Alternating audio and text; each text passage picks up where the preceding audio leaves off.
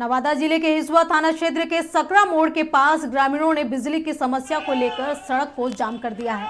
20 दिनों से बिजली की समस्या उत्पन्न होने के कारण पेयजल की भी समस्या अब उत्पन्न हो गई है। वहीं ग्रामीणों ने बताया कि बिजली विभाग की इतनी लापरवाही है कि कॉल करने के बाद कोई रिसीव नहीं करने वाला है। वहीं ग्रामीणों ने बिजली विभाग के मंत्री से बिजली में सुधार करने की मांग की है।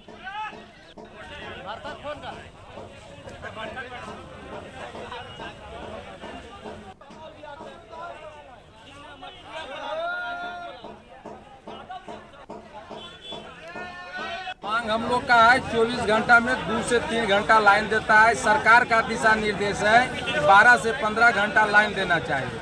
हम लोग का लोकल पावर हाउस से लाइन नहीं मिल रहा है, हम लोग को पानी पीने के लिए नहीं मिल रहा है और किसान का काम नहीं हो रहा है। बिजली के लिए समस्या ऐसा है कि हमारे 10 गांव में पानी पीने की समस्या है और लोग धान का रोपनी का भी समय है, तो पानी पीने के लिए नहीं मिल रहा तो धान का रोपनी कहाँ से होगा।